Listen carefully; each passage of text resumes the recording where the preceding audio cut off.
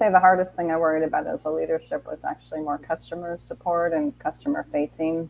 If you have a customer problem, you're customer facing, you want to know that someone from engineering, the software development can be there and respond. So there were some things we had to kind of say, well, wait a minute, we need, there's some KPIs here. The teams can decide their own norms, but they're still going to have to be accountable to respond, in a certain amount of time to these things, or have enough people who are working during customer hours, things like that. Mm-hmm. But the actual other piece of it, honestly, I wish there was a better way to measure productivity versus performance. It's really hard in engineering. I'm sure Pete can attest to that.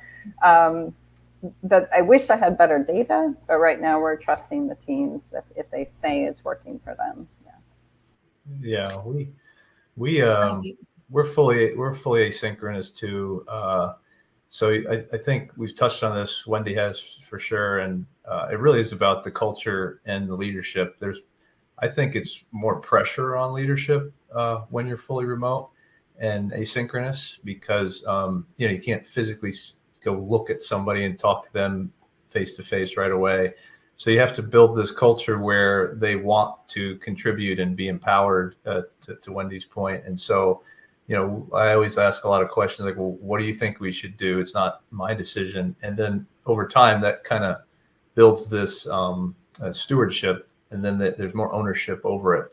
And I've been in other cultures where it's not that way. And it's like, well, just do what I say, which is okay too. There's reasons for that. I'm not knocking it, but it definitely doesn't encourage the team to want to take this ownership if they know that they're going to be told what the right answer is, so to speak. So yeah, I absolutely agree with that, Pete. There's a lot of it has to do with the organization and from what stance those in leadership want to lead. Is it from it is my word or none? Or is it a collective such as Wendy with saying, acknowledging the needs of the business? What is it that we can actually do to be supportive of all individuals?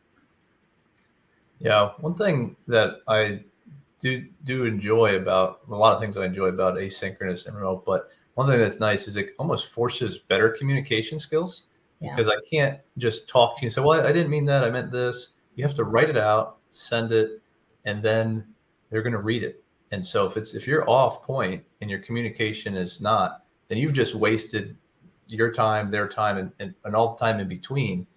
Hey there, if you're ready to empower your team to make decisions on their own and free up your valuable time to elevate the business, then you need to get a copy of my proven Disrupt to Spark resource guide and learn techniques to ignite your team's performance.